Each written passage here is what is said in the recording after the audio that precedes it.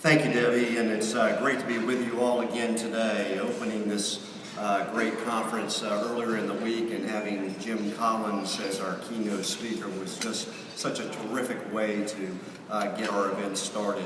So good afternoon, everyone. And I said wow last year when I stood at this podium about my remarks and in kicking them off, and again in Calgary. I use it again here because it has been a great privilege to serve as your chairman and to advocate on the collective behalf of U.S. and Canadian airports. It has also been my pleasure to have had the chance to work closely with many of you and the ACI staff during this year. Last year in Calgary, I laid out goals that I had hoped for us to achieve, and the previous accomplishments I wish we would build on in 2013. Our significant focus was ensuring that North American airports remain globally competitive. I am very pleased to note that ACI-NA's Airports for the Future campaign continues to gain strength, and that our message is being heard loud and clear throughout the communities that we serve and connect with the rest of the world. Our current objective to forge and develop new relationships with a broad cross-section of like-minded allies, from the traditional to perhaps the unexpected, can only bolster our message to keep airports whole with stakeholders and policymakers across the local and national levels. As I remarked on Monday during the first general session, next week brings the beginning of a new fiscal year in the United States. And once again, Congress and the White House are far from agreement on a federal budget. The ongoing sequestration does not favor our airports. This past spring, airport capital improvement projects were jeopardized due to the diversion of AIP funds to cover air traffic control operations, and rating AIP again has been offered by some as an inevitable, even acceptable, solution to bridge FAA funding shortfalls.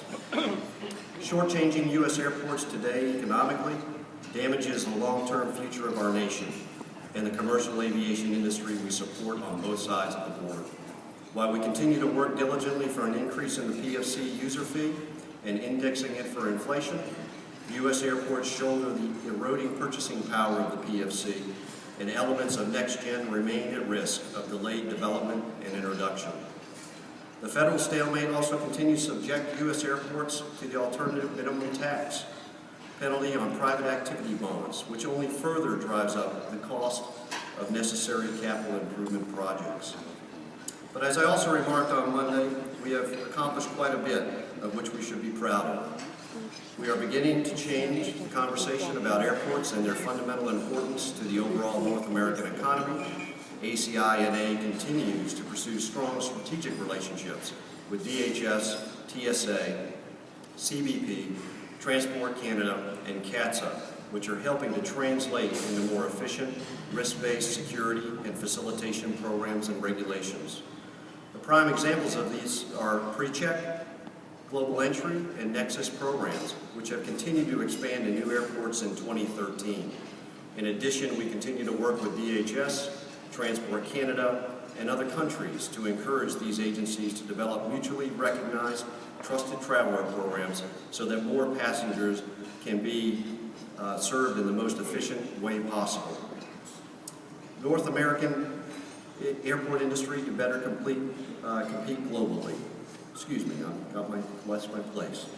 With respect to the ACI-NA itself, our own cross-border ties have never been stronger. The integration of the staff and expertise of the Canadian Airports Council into the overall ACI-NA structure has gone exceptionally well, and to the great benefit of our members, I am confident that ACI-NA's voice will grow even more powerful in coming years on both Capitol Hill and Parliament Hill to allow the North American airport industry to better compete globally.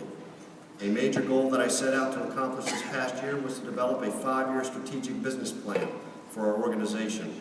While significant headway was made in this regard, a final plan has yet to be adopted by the ACI-NA board.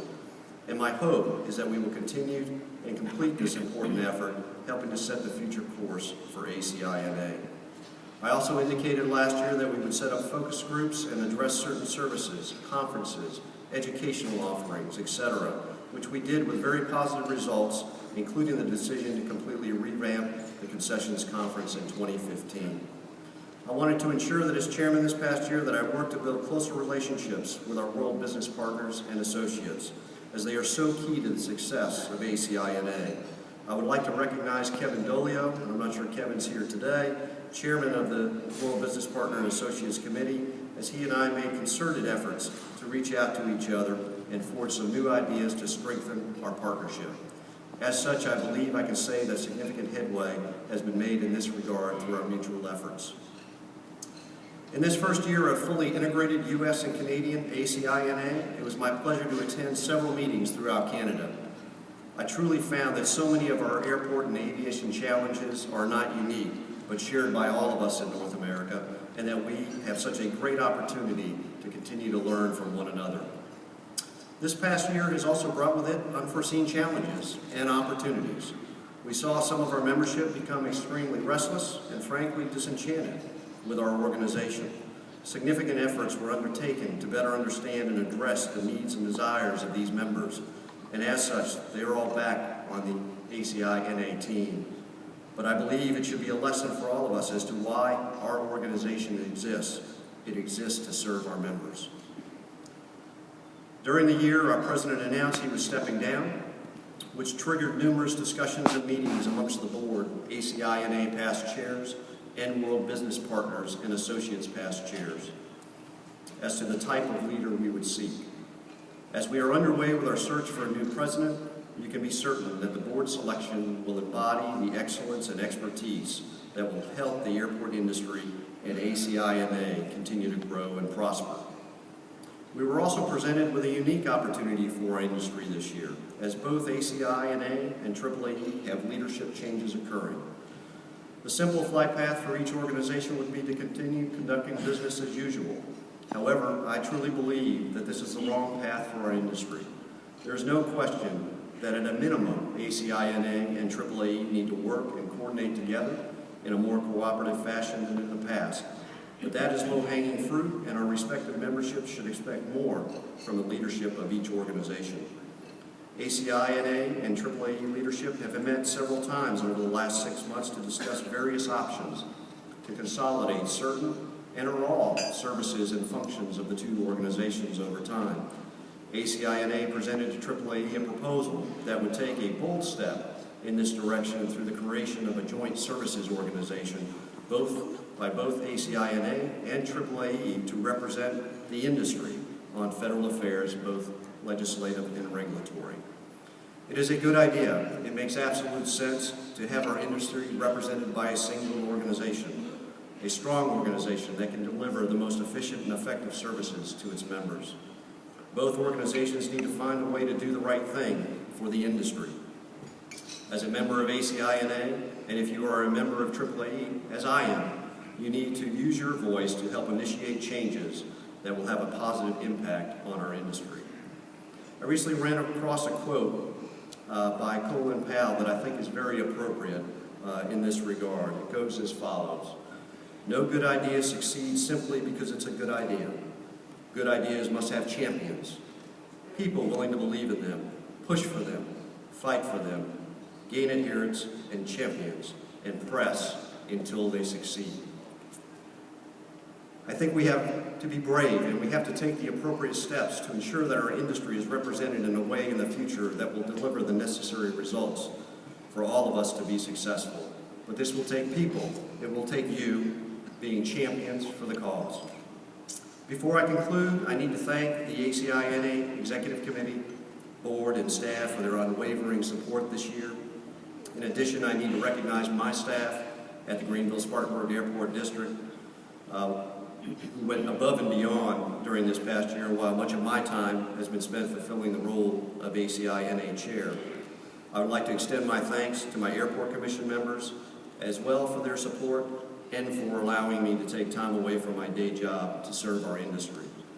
Lastly, and frankly, and most importantly, I need to give a shout out to my wife, Lisa, who is always by my side and who without I would not be successful. In closing, I wish to express to all of you my heartfelt appreciation for the tremendous privilege it has been to serve as your chairman.